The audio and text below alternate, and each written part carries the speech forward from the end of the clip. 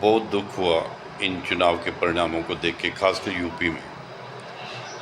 UP में दो deputy Keshav और ब्रजेश, इनकी पावर हंगर जो थी उसने कितना बड़ा नुकसान करा दिया है। आप ये सोचें कि अगर तीसरे टर्म में एब्सोल्यूट मेजॉरिटी सिर्फ बीजेपी को मिल जाती तो कितना इजी हो जाता इस देश को सुधारना, इस देश में वो सब कानून पूरे धड़ल्ले से, पूरे विश्वास से लाना जो देश के लिए बहुत ज़रूरी है, जैसे population control, uniform civil code और भी कई सारे। एक तरह से ब्रेक लगा दी इन लालची हिंदुओं ने ही अपने देश के लिए। किसको दोष देंगे आप?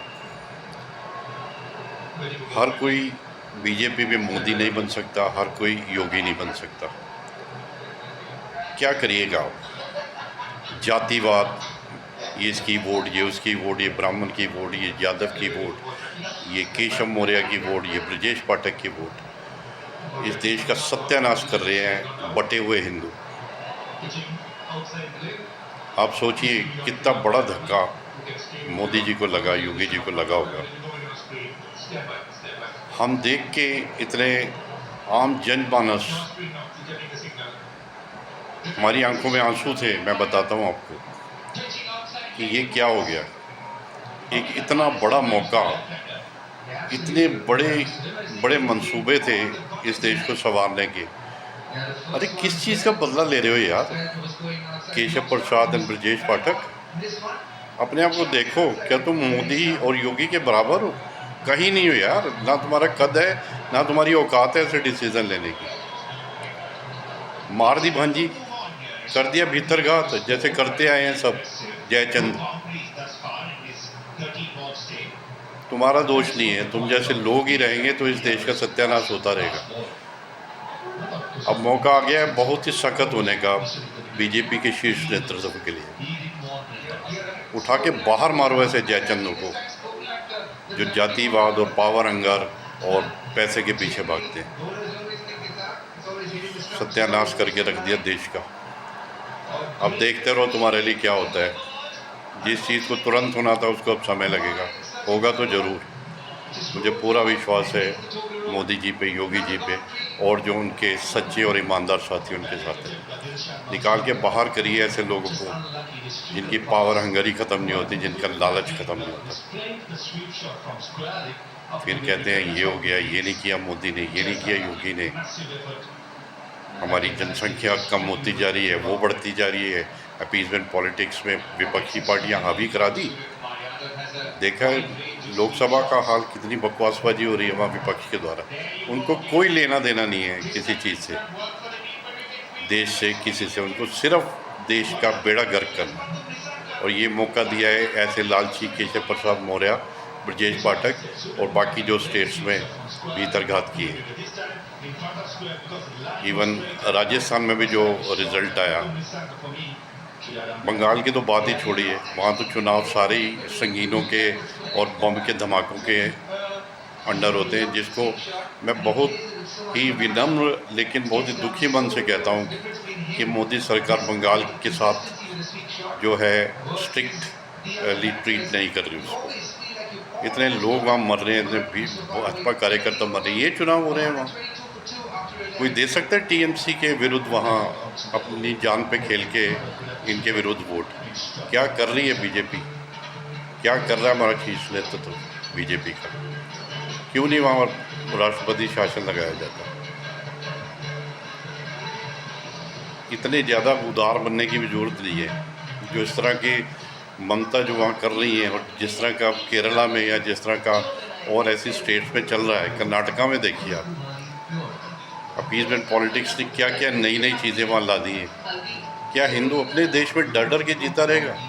जहाँ नॉन बीजेपी गवर्नमेंट है वहाँ तो हिंदू की पूछ ही नहीं है। क्या करिएगा आप?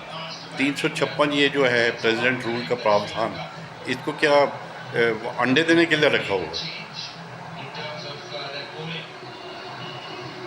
हद हो गई है।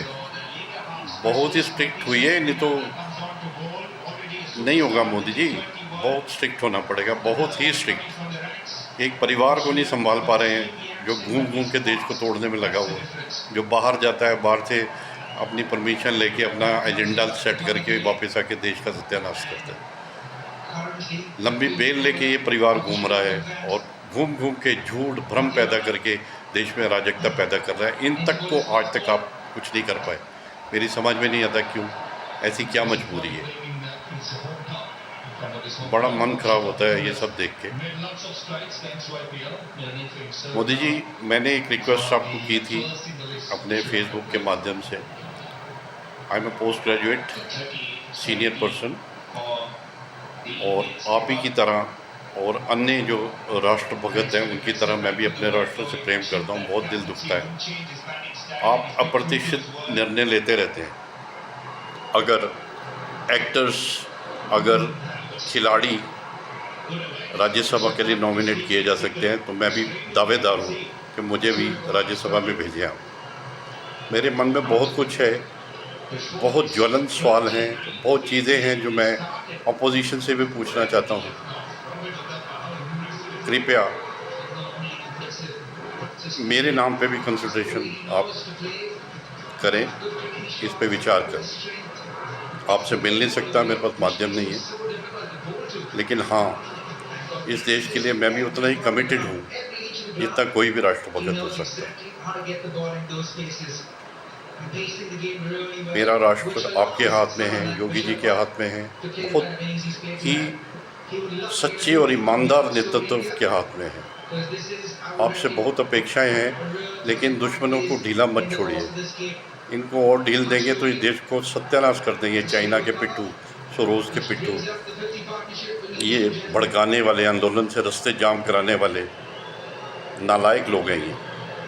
इनको माफ़ी नहीं देनी किसी भी उसके लिए। अब इनको अंदर कीजिए, इस गंदगी को साफ़ कीजिए, और अपने दल में भी, अपनी पार्टी में भी जो गद्दार पनपते जा रहे हैं, इनको ऐसा सबक सिखाइए कि फिर इस तरह की सिचुएशन ना आ पाए। धन्यवाद।